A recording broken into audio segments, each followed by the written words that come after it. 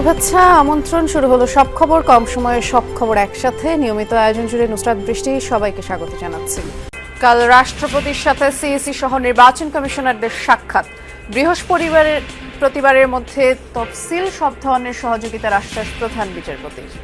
Electoral কমিটির যে লোকজন দেওয়ার কথা আছে, ডেভেলপমেন্ট আছে, ওই ব্যাপারে মধ্যে ওনারা যথাযথ ব্যবস্থা নিচ্ছেন এবং নেবেন, কোনো অসুবিধা হবে না, এটা ইস্যুর করেছেন। মতপার্থক্য থাকলে অভ্যুত্থানে অর্জিত বিজয়কে সুসংহত রাখার আহ্বান মির্জা ফখরুলের। নির্বাচন নিয়ে ষড়যন্ত্র হলে প্রতিহত করবে জনগণ, বললেন বিএনপি নেতারা।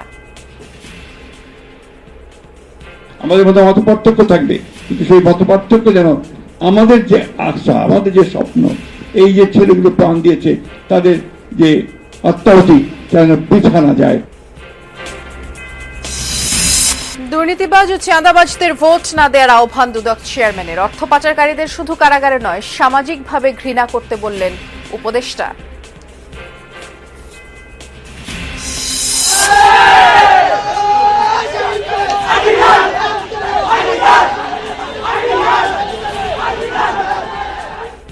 আবারও সংঘর্ষে জড়ালো ঢাকা কলেজ আইডিয়ালের শিক্ষার্থীরা। ধাওয়া পাল্টা ধাওয়ায় কিছুটা শান্ত পরিস্থিতি, আহত কয়েকজন। শুভেচ্ছা আমন্ত্রণ যমুনা নিউজে, নুসরাত বৃষ্টির সাথে আছি। শিরোনামগুলো শুনছিলেন। চূড়ান্ত হয়েছে তফসিল ঘোষণায় প্রধান নির্বাচন কমিশনার এএমএম নাসির উদ্দিনের ভাষণ। আগামীকাল রাষ্ট্রপতির সাথে সাক্ষাৎ শেষে সন্ধ্যায় কিংবা তার পরদিনই বৃহস্পতিবার ত্রয়োদশ জাতীয় সংসদ নির্বাচন ও গণভোটের তফসিল ঘোষণা করার বিষয়ে নিশ্চিত করেছেন ইসি আব্দুল রহমান এল মাসুদ। দুপুরে সাংবাদিকদের এক প্রশ্নের জবাবে এই তথ্য নিশ্চিত করে তিনি জানিয়েছেন, তফসিলে নির্বাচন সুষ্ঠু করতে রাজনৈতিক দল সহ অংশীজনদের সহযোগিতার বিষয়ে আহ্বান জানাবেন সিএসি। রেওয়াজ অনুযায়ী আগামীকাল রাষ্ট্রপতির সাথে সাক্ষাৎ করবে নাসির উদ্দিন নেতৃত্বাধীন কমিশন। এর আগে নির্বাচনের সার্বিক বিষয় নিয়ে প্রধান উপদেষ্টা ডক্টর মোহাম্মদ ইউনূসের সাথে সাক্ষাৎ করে পুরো কমিশন। এছাড়া আরপিও সংশোধন করে গ্যাজেটও প্রকাশ করেছে ইসি। ত্রয়োদশ সংসদ নির্বাচনে নির্বাহী ম্যাজিস্ট্রেটের দায়িত্ব পালনের জন্য প্রধান বিচারপতির কাছে ৩০০ জন বিচারক চেয়েছেন প্রধান নির্বাচন কমিশনার এএমএম নাসির উদ্দিন। দুপুরে প্রধান বিচারপতি ডক্টর সৈয়দ রেফাত আহমেদের সাথে সুপ্রিম কোর্টে সাক্ষাৎ করেন সিএসি। এ সময় সুষ্ঠু নির্বাচনের লক্ষ্যে বিচার বিভাগের সহযোগিতা চান প্রধান নির্বাচন কমিশনার। সহযোগিতার আশ্বাস দিয়েছেন প্রধান বিচারপতি। ও বৈঠক শেষে সিএসি সাংবাদিকদের জানান, নির্বাচনের ট্রেনে উঠে গেছে কমিশন। এর আগে দুপুর ১:৩০টার দিকে প্রধান বিচারপতির সাথে সাক্ষাৎ করতে সুপ্রিম কোর্টে যান সিএসি। দেশে নির্বাচনী তফসিল ঘোষণার আগে আওয়াজ অনুযায়ী প্রধান বিচারপতির সাথে সাক্ষাৎ করেন সব নির্বাচন কমিশনার। তবে মঙ্গলবার সিএসি একাই গেছেন প্রধান বিচারপতির সাথে সাক্ষাৎ করতে। ইলেকট্রাল কমিটির যে লোকজন দেওয়ার কথা আছে, ডেভেলপমেন্ট আছে, ওই ব্যাপারে মধ্যে ওনারা যথাযথ ব্যবস্থা নিচ্ছেন এবং নেবেন, কোনো অসুবিধা হবে না, এটা ইস্যুর করেছেন। আর কোনো মামলা নিয়ে কোনো আলাপ করেন না। আমাদের শিডিউল ঘোষণার সাথে সাথে এই কাজটা যাতে ত্বরান্বিত করেন উনি, সেটা ওনাকে একটু রিকোয়েস্ট করেছেন। নির্বাচন কমিশনে আমাদের সহকর্মী তানফির মৌসুম আছেন, অপেক্ষা করছেন আমাদের জন্য। তানফির, সারাদিন তো নির্বাচন কমিশনে গুরুত্বপূর্ণ বেশ কিছু ঘটনাই ঘটেছে। তফসিল নিয়ে ইসির প্রস্তুতি কেমন দেখছেন, বাকি বিষয়গুলো সম্পর্কেও বিস্তারিত জানতে চাই। বৃষ্টি, আজকে তো আমরা দেখলামই যে প্রধান বিচারপতির সাথে সৌজন্য সাক্ষাৎ করতে প্রধান নির্বাচন কমিশনার গিয়েছেন এবং এই সাক্ষাতেই কিন্তু আসলে প্রমাণ দিচ্ছে যে আসলে নির্বাচনের এবং তফসিল ঘোষণার ক্ষেত্রে আসলে কতটা কাছাকাছি চলে এসেছে কমিশন। এবং তারই পরিপ্রেক্ষিতে আমরা দেখছি যে আসলে যে ইসিতে যে কর্মচাঞ্চল্য সেটি রয়েছে এবং এর মধ্যে আমরা গতকালকেও আমরা জেনেছি এবং আজকেও এই বিষয়টি নিয়ে আরো একটু বিশদভাবে জানা গেল। সেটি গতকালকে নির্বাচন কমিশনের সিনিয়র সচিব আক্তার আহমেদ তিনি কিন্তু বলেছিলেন যে 10 তারিখ বা বুধবার সেদিন কিন্তু আসলে বিটিভি এবং বাংলাদেশ বেতার তাদেরকে হচ্ছে সিইসির বক্তব্য, প্রধান নির্বাচন কমিশনের বক্তব্যটি রেকর্ড করার জন্য নির্দেশনা দেওয়া হয়েছে, তারা আসবেন। তবে সেটি হচ্ছে রাষ্ট্রপতির সাথে সাক্ষাতের পর, যেটি হচ্ছে আগামীকাল। আজকে আমাদেরকে নির্বাচন কমিশনার আব্দুর রহমান এল মাসুদ তিনি জানিয়েছেন যে 12:30 থেকে 12:30 এই সময়ের মধ্যেই তারা যাবেন রাষ্ট্রপতির সঙ্গে সাক্ষাৎ করতে এবং সেটির পরপরই কিন্তু তারা আবার যখন নির্বাচন কমিশনে ফিরে আসবেন, ফিরে আসার পরে কিন্তু প্রধান নির্বাচন কমিশনারের বক্তব্যটি রেকর্ড করা হবে। এবং সাধারণত আমরা দেখি যে রেওয়াজ অনুযায়ী বা পূর্ব যে বিধি, সেই বিধি অনুযায়ী আমরা দেখেছি যে আসলে যেদিন বক্তব্যটি রেকর্ড করা হয় প্রধান নির্বাচন কমিশনের, সেদিনই আসলে নির্বাচনের তফসিলটি ঘোষণা করা হয়, সেদিনই নির্বাচনের তফসিল ঘোষিত হয়। তবে আজকে সিইসি প্রধান নির্বাচনের সাথে সৌজন্য সাক্ষাতে গিয়ে তিনি কিন্তু বলেছেন যে এই সপ্তাহের মধ্যেই তফসিল ঘোষিত হবে এবং এর মধ্যে নির্বাচন কমিশনার আব্দুর রহমান আল মাসুদও বলেছেন যে আগামীকাল সন্ধ্যা কিংবা বৃহস্পতিবার এর মধ্যেই ঘোষণা হবে এই নির্বাচনের তফসিল এবং এর মধ্যে চূড়ান্ত হয়ে গেছে এটির যে বক্তব্য সেটি। বৃষ্টি, ধন্যবাদ, আপনি বিস্তারিত জানাচ্ছিলেন তানফির। সকালে পোস্টাল ব্যালট বাতিলের 6টি কারণ উল্লেখ করে সংশোধিত আরওপিওর গ্যাজেট প্রকাশ করেছে নির্বাচন কমিশন। একই সাথে জানিয়েছে পোস্টাল ব্যালটে স্থগিতকৃত প্রতীক থাকবে না। পোস্টাল ব্যালটে কোনো প্রতীকে দাগ দেয়া না থাকলে বা একাধিক টিক বা ক্রস দেয়া থাকলে ব্যালট বাতিল হিসেবে গণ্য হবে। এছাড়া কোনো প্রতীকে টিক বা ক্রস দেয়া হয়েছে তা বোঝা না গেলেও সেটি বাতিল হবে। গণনা শুরুর আগে রিটার্নিং অফিসারের কাছে না পৌঁছালে আদালত প্রার্থী তালিকায় পরিবর্তন আনলে ঘোষণাপত্রে ভোটারের সই না থাকলে সেই ব্যালট বাতিল বলেও বিবেচ্য হবে। সংশোধিত আরপিওতে উল্লেখ করা হয় পোস্টাল ব্যালটের জন্য রিটার্নিং অফিসারের কার্যালয়ে ভোট কেন্দ্র হিসেবে ধরা হবে। এছাড়া ব্যালট গণনায় রিটার্নিং অফিসার, একজন প্রিজাইডিং অফিসার এবং কয়েকজন পোলিং অফিসার নিয়োগ দিবেন। এভারকেয়ার হাসপাতালে চিকিৎসাধীন বিএনপি চেয়ারপারসন বেগম খালেদা জিয়া এবং সেখানে কিছুক্ষণ আগেই গেছেন তার পুত্রবধূ ডাক্তার জুবাইদা রহমান। আমাদের সহকর্মী আকলাকুস সাফাও আছেন সেখানে, তিনি খোঁজ খবর রাখছেন পুরো বিষয়ে। সাফা, কি মেডিকেল পরীক্ষা করা হয়েছে সাবেক প্রধানমন্ত্রীর এবং খালেদা জিয়ার স্বাস্থ্যের ব্যাপারে নতুন কোনো তথ্য থাকলে জানতে চাই। বৃষ্টি, আপনি জানেন যে খালেদা জিয়ার চিকিৎসা মনিটরিং করছেন এবং পুরোটাই চলছে কিন্তু মেডিকেল বোর্ডের যে সিদ্ধান্ত, সেই সিদ্ধান্ত অনুযায়ী। এবং এই মেডিকেল বোর্ডের কিন্তু প্রতিদিনই একাধিকবার তাদের মিটিং হচ্ছে অনলাইনে অফলাইনে, এবং তার যে চিকিৎসা ব্যবস্থাপনা, সেই ব্যবস্থাপনাগুলো যেভাবে চলছে। অর্থাৎ আপনি জানেন যে 27 তারিখ থেকেই কিন্তু সবচেয়ে বেশি ক্রিটিক্যাল অবস্থায় কিন্তু তিনি চলে যান এবং সিসিইউতে তাকে নেওয়া হয় এবং যেটিকে বলা হয় ইলেকটিভ ভেন্টিলেশন, সেই জায়গাটিতে কিন্তু যান। এরপর কিন্তু কিছুটা অবস্থার উন্নতি হয়েছে এবং সেখান থেকে আবারও কিছুটা অবনতিও হয়েছে। সব কিছু মিলিয়ে যে পরিস্থিতিটা, সেই পরিস্থিতিতে আমি যে চিকিৎসকদের সঙ্গে আমার যে কথা হয়েছে, সেই কথার উপর ভিত্তি করে আমি কিছু তথ্য আপনাকে দিতে চাই। যেই তথ্যগুলো বেশ খানিকটা মেডিকেল টার্মিনোলজিতে হয়ে যাবে, তারপর আমরা চেষ্টা করব যে সাধারণ মানুষের বোধগম্য করে যদি বলা যায়। এখন যে ট্রিটমেন্টটা চলছে, সেই ট্রিটমেন্টটাকে বলা হয় সিমটোমেটিক সাপোর্টিভ কেয়ার। অর্থাৎ তার একাধিক যে দীর্ঘমেয়াদী জটিলতাগুলো রয়েছে, লিভার সিরোসিস, কিডনি জটিলতা, ডায়াবেটিস এবং হৃদরোগ, এই যে সমস্যাগুলো ছিল, সেই সমস্যাটিকে একটি প্রকট হচ্ছে এবং তার সঙ্গে সেটিকে তাৎক্ষণিকভাবে নিয়ন্ত্রণ করার চেষ্টাও করা হচ্ছে। বর্তমান যে জটিলতাগুলো, মেডিকেল বোর্ডের রিপোর্ট অনুযায়ী তার একটি সমস্যা নিয়ন্ত্রণে আসলে অন্য আরেকটি প্যারামিটার খারাপ হচ্ছে এবং লিভার সমস্যা কিছুটা স্থিতিশীল থাকলেও কিডনি ফাংশন অর্থাৎ রেনাল ফাংশন যেটাকে বলা হয় এবং ফুসফুসের সংক্রমণ নিয়ে চিকিৎসকরা কিছুটা কিন্তু উদ্বিগ্ন এখনো পর্যন্ত। তাকে মাঝে মধ্যে অক্সিজেন সাপোর্ট এবং নেবুলাইজেশনে দেওয়া হচ্ছে, যেটি আপনি জানেন যে 27 তারিখ থেকে কিন্তু সকাল থেকে হাই ফ্লো যে নোজেল, সেই নোজেলের মাধ্যমে কিন্তু অক্সিজেনটা নিয়ন্ত্রণ করা হচ্ছে। প্রতিদিন যে টেস্ট এবং মনিটরিংগুলো হচ্ছে, সেইটিকে বলা হয় vital monitoring and biochemical panels. এর মধ্যে যেগুলো রয়েছে সেটি হচ্ছে renal function test, electrolytes panel, liver function test, diabetes ও কার্ডিয়াক মনিটরিং এবং ইনফেকশন মার্কার। যেটিকে বোধগম্য ভাষায় যদি বলি, সেটি হচ্ছে প্রতিদিন তার রক্তে যে ক্রিটিনিন এবং ইউরিয়ার মাত্রা দেখা যায়, সেইটি কিডনির অবস্থা বোঝার জন্য সেটির জন্য করা হচ্ছে আরএফটি অর্থাৎ রেনাল ফাংশন টেস্ট। ইলেকট্রোলাইটস প্যানেলে অর্থাৎ সোডিয়াম, পটাশিয়াম এবং ক্লোরাইডের ভারসাম্য ঠিক আছে কিনা তা নিয়মিত দেখা হচ্ছে, কারণ লিভার ও কিডনি রোগীদের ক্ষেত্রে এটি খুব দ্রুত কিন্তু ওঠানামা করে। আমরা অন্যান্য রোগীদের বেলাও এমনটাই কিন্তু জানতে পারতাম। লিভার ফাংশন টেস্টের বেলায় লিভার সিরোসিসের কারণে অ্যালবুমিন, বিলিরুবিন এবং প্যাথ্রোম্পিন টাইপ অর্থাৎ রক্ত জমাট বাঁধার যে ক্ষমতা, সেই জমাট বাঁধার ক্ষমতাটা ঠিকঠাক কাজ করছে কিনা সেটাও কিন্তু মনিটর করা হচ্ছে। ডায়াবেটিস ও কার্ডিয়াক মনিটরিং, নিয়মিত ব্লাড সুগার এবং হার্টের এনজাইম ও ইসিজি মনিটরিং করা হচ্ছে। ইনফেকশন মার্কার যেটি ফুসফুসের সংক্রমণের কারণে সিবিসি এবং সি রিয়েক্টিভ প্যানেল যেটি রয়েছে সেটিও কিন্তু নিয়মিত পরীক্ষা করা হচ্ছে। আরেকটি বিষয় সেটি হচ্ছে লিভার এবং কিডনি। লিভারের ক্ষেত্রে যেটি দেখা যায়, লিভারের কারণে পেটে পানি জমে যায়, অর্থাৎ পানি কমানোর জন্য চিকিৎসকদের কিন্তু তখন ডাইইউরেটিক্স বা পানি বের করার ওষুধ দিতে হয়। আবার সেটা যদি করা হয় সেক্ষেত্রে আবার সেটা কিডনির উপরে যে প্রভাব পড়ে এবং কিডনিতে তখন ক্রিয়েটিনিন বেড়ে যায় এবং এই দুটো যখন সমস্যা তৈরি হয় তখন কিন্তু সেটি ফুসফুসেও আঘাত হানার যে অবস্থা সেটিও কিন্তু তৈরি হতে পারে। এই জন্য মাঝামাঝি যে অবস্থাগুলো সেই অবস্থাগুলো করা হচ্ছে, অর্থাৎ আপনাকে শুরুতে যেটি বলছিলাম সিমটোমেটিক অ্যান্ড সাপোর্টিভ কেয়ারের নিয়ে এই যে পুরো ব্যবস্থাপনা, এই ব্যবস্থাপনাগুলোর মধ্যে চলছে।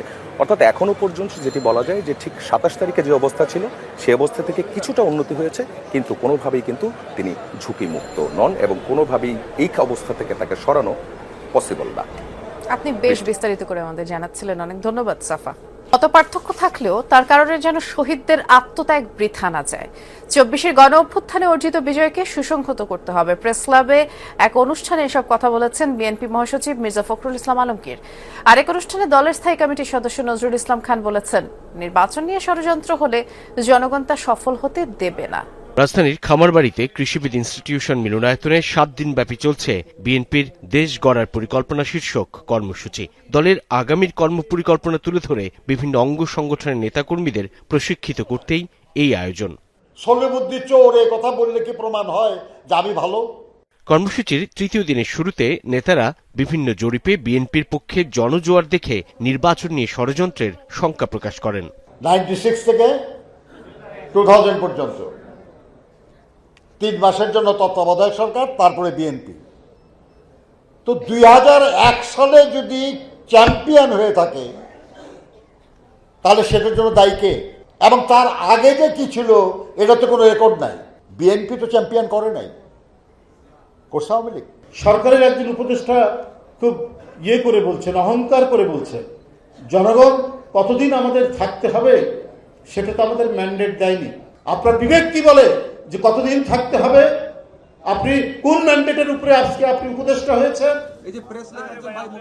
দুপুরে জাতীয় প্রেস ক্লাবে বিশিষ্ট অর্থনীতিবিদ অধ্যাপক ডক্টর মাহবুবুল্লাহ ও তাঁর প্রয়াত সহধর্মিণী উম্মে সালমা আলোর কয়েকটি গ্রন্থের প্রকাশন অনুষ্ঠানে যোগ দেন রাজনীতিবিদ ও বিশিষ্টজনরা। উঠে আসে বঙ্গভঙ্গ, দেশভাগ থেকে 24-এর অভ্যুত্থান প্রসঙ্গ। প্রধান উপদেষ্টা বলেন যে আসামের এবং ওই যে 7 সিস্টার বাইরে যাওয়ার পথ হবে আমাদের চট্টগ্রামের সমুদ্র।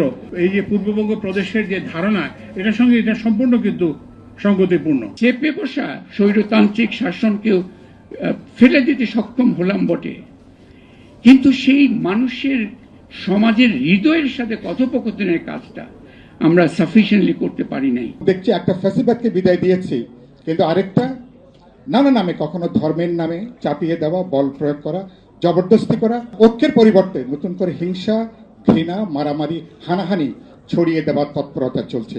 অনুষ্ঠানে বিএনপি মহাসচিব 24-এর গণ অভ্যুত্থানে অর্জিত বিজয়কে সুসংহত করার আহ্বান জানান। জুলাই আন্দোলনের মধ্য দিয়ে আমরা যে বিজয় অর্জন করেছি, আসুন সাইফুল আলীও বলেছেন, আমরা সবাই মিলে সেই বিজয়টাকে সুসংহত করি। আমাদের মধ্যে মত পার্থক্য থাকবে, কিন্তু সেই মত পার্থক্য যেন আমাদের যে আশা, আমাদের যে স্বপ্ন, এই যে ছেলেগুলো প্রাণ দিয়েছে তাদের যে আত্মাহুতি যেন বৃথা না যায়।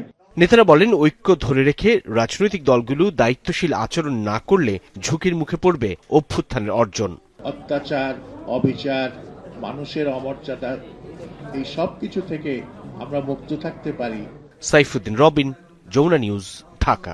নারী জাগরণের অগ্রদূত রোকেয়ার আদর্শ অনুসরণ করে নতুন বাংলাদেশ বিনির্মাণে সবাইকে এগিয়ে আসার আহ্বান জানিয়েছেন প্রধান উপদেষ্টা ডক্টর মোহাম্মদ ইউনূস। রাজধানীর ওসমানী স্মৃতি মিলনায়তনে এই আহ্বান জানান তিনি। এ সময় প্রধান উপদেষ্টা মহিলা ও শিশু বিষয়ক মন্ত্রণালয়ের নাম পরিবর্তন করে নারী ও শিশু মন্ত্রণালয় করার ঘোষণা দেন। এবছর নারী জাগরণের বিভিন্ন ক্ষেত্রে অবদানের স্বীকৃতিস্বরূপ 4 জন রোকেয়া পদক পেয়েছেন। রোকেয়া সাখাওয়াত হোসেন নারীদের শিক্ষা এবং অধিকার প্রতিষ্ঠায় আজীবন সংগ্রামের নাম। নারী জাগরণের সেই অগ্রদূত ও সমাজ সংস্কারকের জন্ম এবং মৃত্যুবার্ষিকী 9 ডিসেম্বর একই দিনে। প্রতিবছর যা উদযাপিত হয় রোকেয়া দিবস হিসেবে। রাজধানীর ওসমানী স্মৃতি মিলনায়তনে নারী অগ্রযাত্রায় বিশেষ ভূমিকার জন্য রোকেয়া পদকপ্রাপ্তদের হাতে সম্মাননা তুলে দেন প্রধান উপদেষ্টা। এবছর নারী অগ্রযাত্রায় ভূমিকা রাখায় 4 জন এই সম্মানে ভূষিত হন। তারা হলেন ডক্টর রুফানা রাকিব, কল্পনা আক্তার, ডক্টর নাবিলা ইদ্রিস ও ফুটবলার ঋতুপর্ণা চাকমা। অনুষ্ঠানে প্রধান উপদেষ্টা বলেন, এই সম্মাননা গোটা জাতির পক্ষ থেকে নারী সমাজের প্রতি শ্রদ্ধা ও স্বীকৃতির নিদর্শন। যে আদর্শে বেগম রোকেয়া আমাদেরকে নিয়ে যেতে চাচ্ছিলেন, অতি চমৎকার ভাবে তুলে ধরেছিলেন তার বক্তব্যে, তার লেখায়। আজকে যে চারজন পুরস্কার পেলেন, যারা রোকেয়ার সেই পথে আমাদের জাতিকে তুলে দিল, এগিয়ে দিল। এত বছর পরেও সমাজকে পথ দেখাতে আরেকজন রোকেয়ার আবির্ভাব না হওয়ায় আক্ষেপ প্রকাশ করেন প্রধান উপদেষ্টা। তার জন্ম উপলক্ষে যে আয়োজন, সেটা শুধু তাকে স্মরণ করার জন্য না,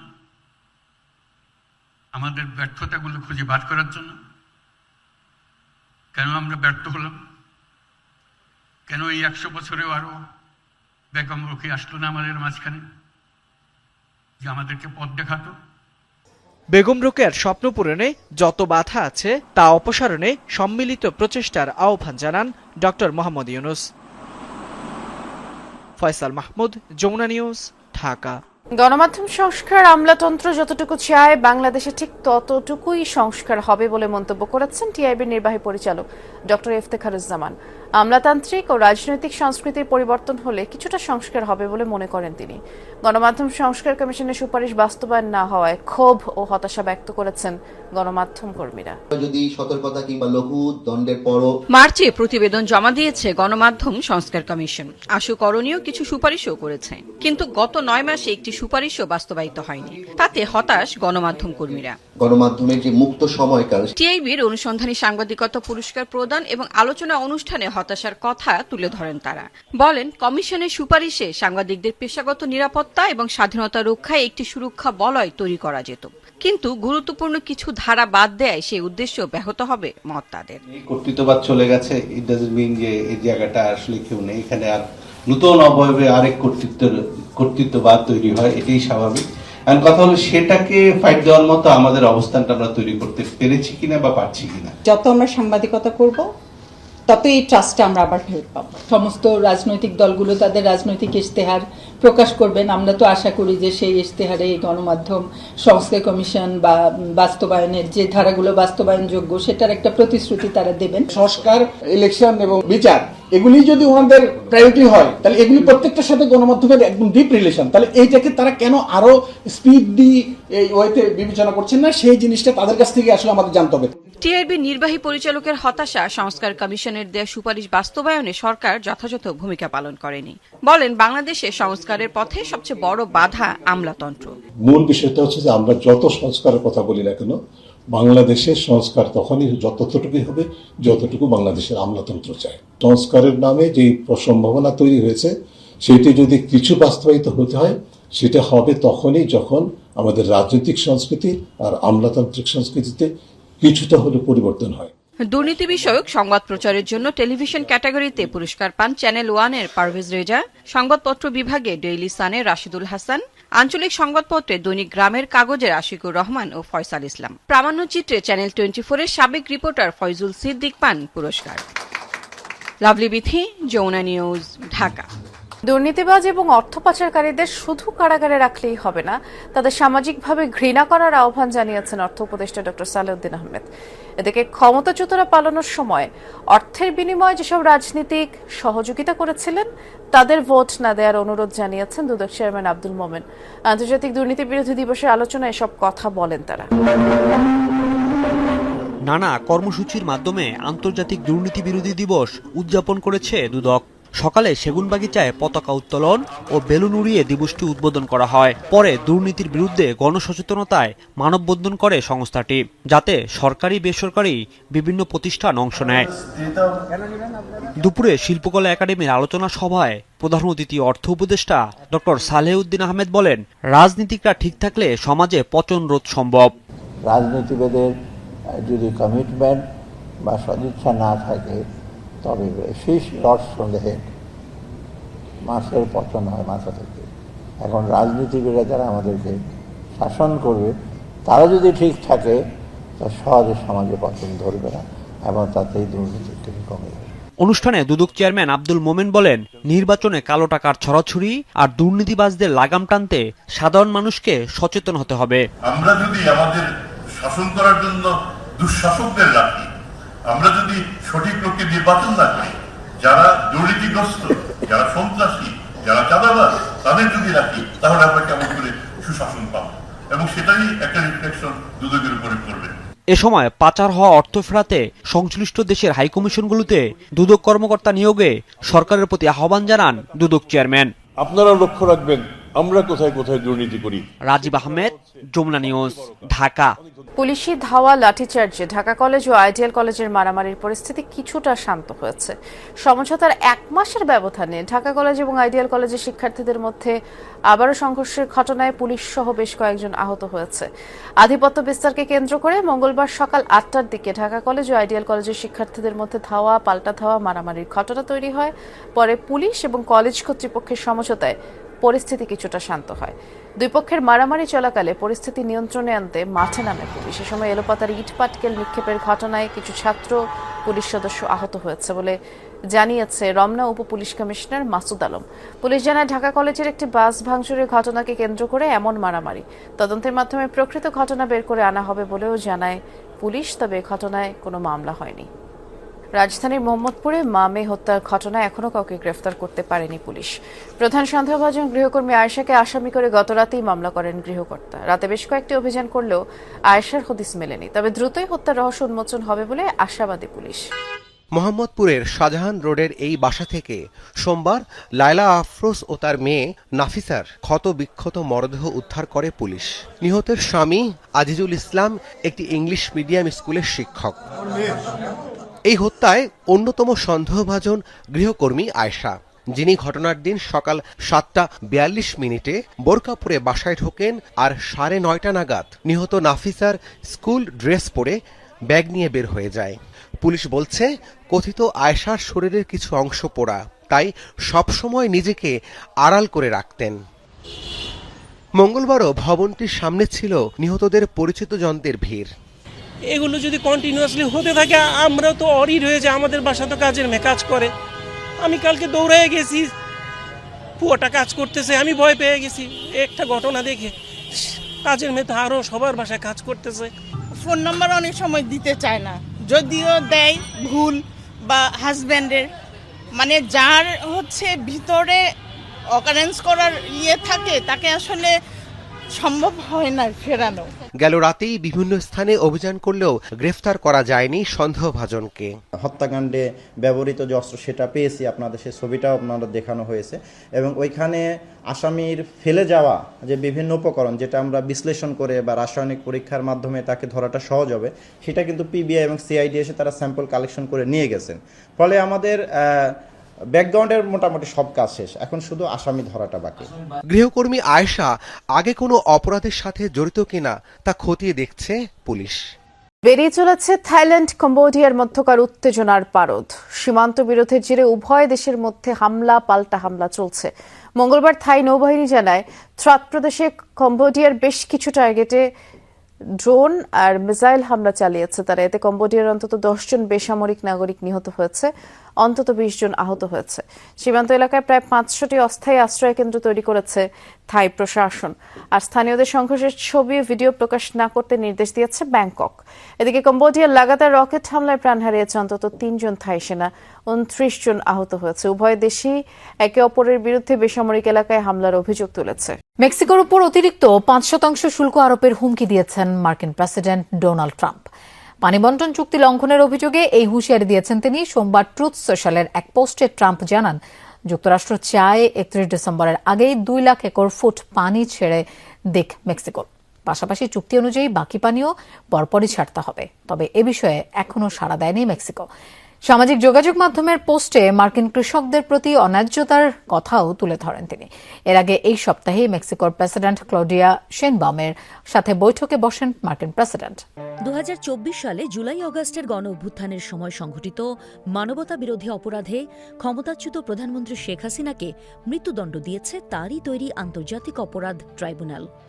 তবে তার বিরুদ্ধে অভিযোগ অস্বীকার করেছেন শেখ হাসিনা। অনুপস্থিতিতে বিচার ও মৃত্যুদণ্ডের রায়ের পর শেখ হাসিনাকে এখন ভারত থেকে ফিরিয়ে এনে সাজা কার্যকর করা যাবে কিনা সেই বিতর্ক চলমান।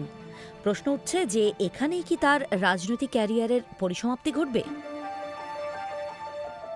তবে কেবল শেখ হাসিনার ক্ষেত্রেই নয়, যুগে যুগে এমন প্রশ্ন উঠেছে ইতিহাসের বহু নেতার বেলায়, যাদের উত্থান ছিল নাটকীয়, প্রভাব বিস্তারের সময় ছিল তুমুল আলোচিত, আর পতন ছিল আরও বেশি ঝড়ো।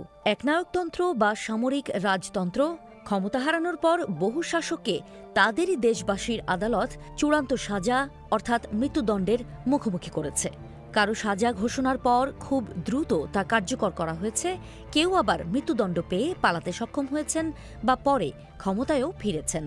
আবার এমনও উদাহরণ আছে যেখানে মৃত্যুদণ্ড নেতার রাজনৈতিক ভাবমূর্তিকে শেষ করে দেয়নি, বরং ইতিহাসে তাদের প্রভাব আরও দীর্ঘস্থায়ী করেছে।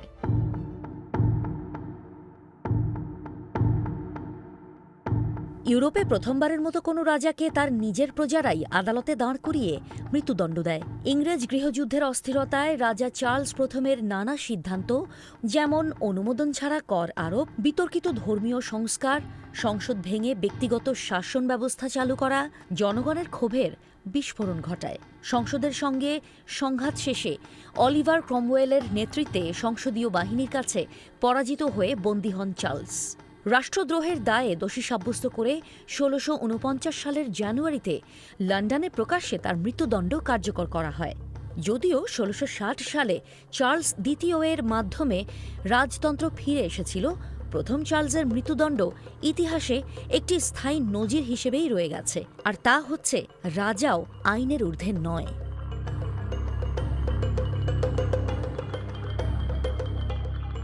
১৭৭৪ সালে সিংহাসনে বসা লুই ষোড়শকে শুরুতে সৎ কিন্তু দুর্বল শাসক বলেই বিবেচনা করা হতো। আর্থিক সংকট, সামাজিক বৈষম্য আর অভিজাতদের অনমনীয়তা ফরাসি রাজতন্ত্রকে দুর্বল করে তোলে। স্ত্রী ম্যারি অ্যান্টয়নেটের বিলাসী ভাবমূর্তি রাজার জনপ্রিয়তাকে আরও ক্ষতিগ্রস্ত করে। ১৭৮৯ সালে ফরাসি বিপ্লব শুরু হলে লুই সাংবিধানিক রাজতন্ত্র মেনে নিতে বাধ্য হন, কিন্তু ১৭৯১ সালে পরিবারের সঙ্গে পালানোর চেষ্টায় ধরা পড়লে তাকে জাতির বিশ্বাসঘাতক হিসেবে দেখা শুরু হয়। ১৭৯২ সালে রাজতন্ত্র বিলুপ্ত হয়। রাষ্ট্রদ্রোহের অভিযোগে বিচারের পর ১৭৯৩ সালের জানুয়ারিতে গিলোটিনে লুই ষোড়শের মৃত্যুদণ্ড কার্যকর করা হয়। ফ্রান্স প্রবেশ করে রেইন অফ টেরর বা সন্ত্রাসের রাজত্বে, অর্থাৎ এমন একটি অস্থির সময়ে যেটি মূলত ফরাসি বিপ্লবের সময় জ্যাকোবিনদের অধীনে থাকা সময়কাল, যখন প্রতি বিপ্লবী সন্দেহে বহু মানুষকে গ্রেপ্তার ও মৃত্যুদণ্ড দেওয়া হয়েছে।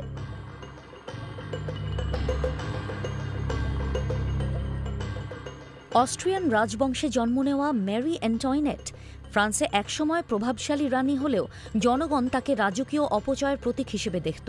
বিপ্লবের সময় পালানোর চেষ্টা এবং বিদেশি শক্তি, বিশেষ করে অস্ট্রিয়ার সাথে যোগাযোগের অভিযোগ তার ভাবমূর্তিকে আরও ক্ষুণ্ণ করে। ১৭৯২ সালে তাকে সন্তানদের থেকে আলাদা করে কারাবন্দী করা হয়। বিপ্লবী ট্রাইব্যুনাল তাকে রাষ্ট্রদ্রোহ, ষড়যন্ত্রসহ নানা অভিযোগে অভিযুক্ত করে। ১৭৯৩ সালের অক্টোবরে তার মৃত্যুদণ্ড কার্যকর করা হয়।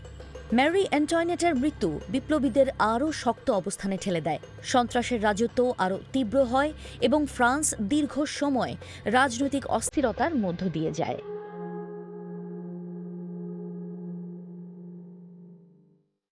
অস্ট্রিয়ার আর্চডিউক ম্যাক্সিমিলিয়ানকে ফরাসি সম্রাট নেপোলিয়ন তৃতীয় মেক্সিকোর সিংহাসনে বসান। রক্ষণশীলদের সমর্থন পেলেও তার উদার নীতি তাদের হতাশ করে।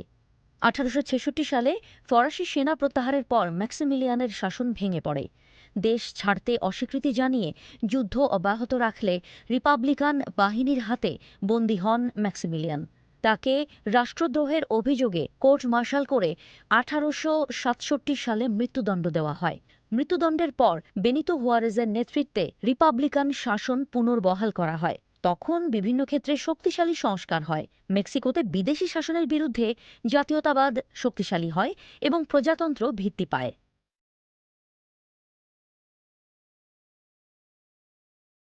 ফরাসি বিপ্লবের বিশৃঙ্খলার মধ্যে সামরিক প্রতিভা হিসেবে উঠে আসা নেপোলিয়ন বোনাপার্ট ইউরোপ জুড়ে ফরাসি প্রভাব বিস্তারের লক্ষ্য নিয়ে একের পর এক যুদ্ধ চালান। কিন্তু রাশিয়া অভিযানের ব্যর্থতা এবং ইউরোপীয় জোটের প্রতিরোধে তিনি দুর্বল হয়ে পড়েন। তাকে ১৮১৪ সালে এলবা দ্বীপে নির্বাসিত করা হয়। সাময়িকভাবে 1815 সালে ক্ষমতায় ফিরে এলেও ওয়াটারলুর যুদ্ধে চূড়ান্ত পরাজয়ের পর ব্রিটিশরা তাকে সেন্ট হেলেনায় নির্বাসনে পাঠায়। 1816 সালে তার অনুপস্থিতিতে মৃত্যুদণ্ডের রায় দেওয়া হলেও তা কখনোই কার্যকর হয়নি। সেন্ট হেলেনার বন্দিত্বেই 1821 সালে মারা যান নেপোলিয়ন বোনাপার্ট। তার মৃত্যুর মধ্য দিয়ে ফরাসি সামরিক উচ্চাকাঙ্ক্ষার একটি যুগের সমাপ্তি ঘটে, তবে তার উত্তরাধিকার টিকে থাকে, যা ইউরোপীয় আইন, শাসন ও সামরিক কৌশলকে গভীরভাবে প্রভাবিত করেছে।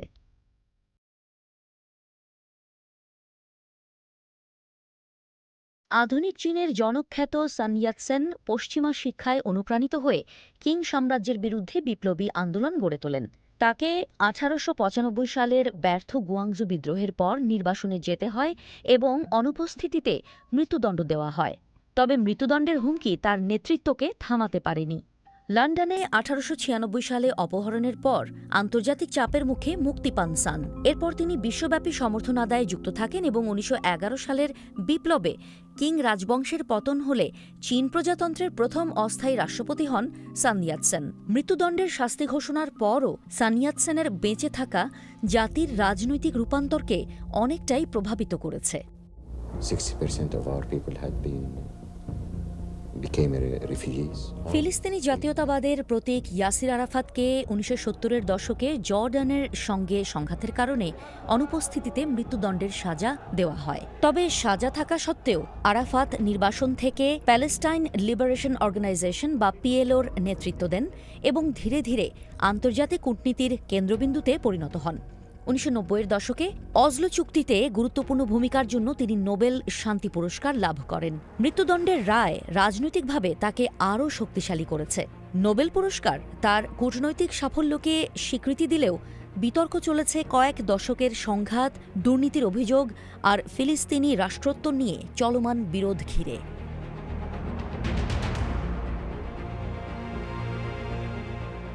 ইতালির ফ্যাসিবাদী নেতা বেনিতো মুসোলিনিকে এমন একজন ইউরোপীয় স্বৈরশাসক হিসেবে দেখা হয় যার উচ্চাকাঙ্ক্ষা শেষ পর্যন্ত সহিংস পতনের দিকে গড়িয়েছে। বিরোধীদের দমন, সংবাদপত্র নিয়ন্ত্রণ এবং নাৎসি জার্মানিদের সঙ্গে জোট তার শাসনকে চরম প্রতাপশালী করেছিল। দ্বিতীয় বিশ্বযুদ্ধে ইতালির বিপর্যয়ের পর পালানোর সময় বেনিতো মুসোলিনিকে ধরা হয়। সংক্ষিপ্ত বিচারের পর ফায়ারিং স্কোয়াডে মৃত্যুদণ্ড কার্যকর করে তার মৃতদেহ মিলানে জনসমক্ষে ঝুলিয়ে রাখা হয়। মুসোলিনির মৃত্যুর মধ্য দিয়ে ইতালি ফ্যাসিবাদ থেকে বিচ্ছিন্ন হয়ে গণতন্ত্রের পথে যাত্রা শুরু করে। দেশটিতে 1946 সালে গণভোটে রাজতন্ত্র বিলুপ্ত করে প্রজাতন্ত্র প্রতিষ্ঠিত হয়।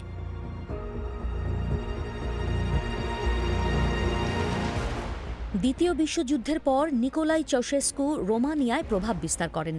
মস্কোর বিরোধিতা এবং স্বাধীন পররাষ্ট্রনীতি প্রচারের জন্য দেশে বিদেশে প্রশংসিত হয়েছিলেন নিকোলাই চাউশেস্কু। তবে এই প্রাথমিক জনপ্রিয়তার আড়ালে ছিল দমনমূলক শাসন ব্যবস্থা। দশকের পর দশক দমনমূলক শাসন চালানো রোমানিয়ার নেতা চাউশেস্কু এবং তার স্ত্রী এলেনা 1989 সালের বিপ্লবে ক্ষমতাচ্যুত হন। সামরিক ট্রাইব্যুনাল তাদের গণহত্যা, দুর্নীতি ও রাষ্ট্রবিরোধী কর্মকাণ্ডে দোষী সাব্যস্ত করে বড়দিনে 25শে ডিসেম্বর মৃত্যুদণ্ড কার্যকর করে। এই মৃত্যুদণ্ডে রোমানিয়ায় তাৎক্ষণিক পরিণতি ছিল বিশৃঙ্খলা, বিভ্রান্তি এবং অনিশ্চয়তা। তবে দেশটি সেই বিশৃঙ্খলা পাড়ি দিয়ে ধীরে ধীরে গণতন্ত্রের পথে এগোয়।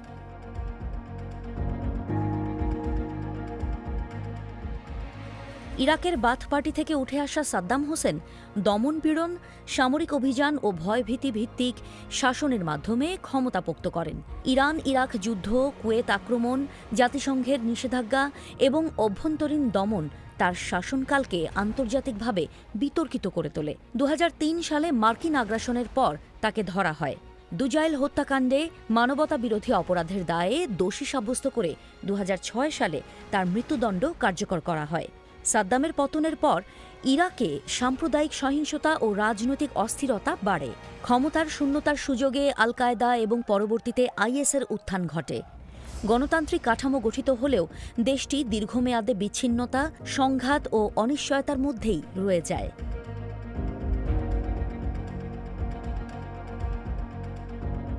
জুলফিকার আলী ভুট্টো পাকিস্তানের রাজনীতিকে নতুন রূপ দিয়েছিলেন। 1971 সালে বাংলাদেশের স্বাধীনতার পর ভুট্টো পাকিস্তানের অবশিষ্ট অংশ নেতৃত্বের দায়িত্ব নিয়ে গুরুত্বপূর্ণ ভূমিকা পালন করেন, কিন্তু সামরিক শাসক জিয়াউল হকের সঙ্গে সংঘাতে তার রাজনৈতিক ভবিষ্যৎ বিপর্যস্ত হয়। হত্যার ষড়যন্ত্রে জড়িত থাকার অভিযোগে বিতর্কিত বিচার প্রক্রিয়ায় ভুট্টোকে মৃত্যুদণ্ড দেওয়া হয়। আন্তর্জাতিকভাবে এই বিচারের ন্যায্যতা নিয়ে প্রশ্ন উঠেছিল। ক্ষমার আবেদন সত্ত্বেও ভুট্টোকে মৃত্যুদণ্ড দেওয়া হয় এবং 1979 সালের এপ্রিলে মৃত্যুদণ্ড কার্যকর করা হয়। তার পরিবার এবং পাকিস্তান পিপলস পার্টি আজও তাকে শহীদ নেতা হিসেবে তুলে ধরলেও সমালোচকেরা তার বিচারকে দৃষ্টান্তমূলক শাস্তি হিসেবেই দেখেন। পরবর্তীতে জুলফিকার আলী ভুট্টোর মেয়ে বেনজির ভুট্টো পাকিস্তানের প্রথম নারী প্রধানমন্ত্রী হলে দেশটির রাজনীতিতে জুলফিকার আলী ভুট্টোর দীর্ঘমেয়াদী প্রভাব আরও শক্তিশালী হয়। দেখা গেছে, ইতিহাসের আদালত কখনোই শেষ কথা বলে না। মৃত্যুদণ্ড কার্যকর করে কোনো কোনো শাসকের রাজনৈতিক যাত্রার ইতি যেমন টানা হয়েছে, আবার কারো মৃত্যুর পরেই তাদের প্রভাব আরও বেশি করে বিস্তৃত হয়েছে। এ ছিল আজকে সব খবরের সব আপডেট। সাথে থাকার জন্য ধন্যবাদ। নিরাপদে থাকবেন।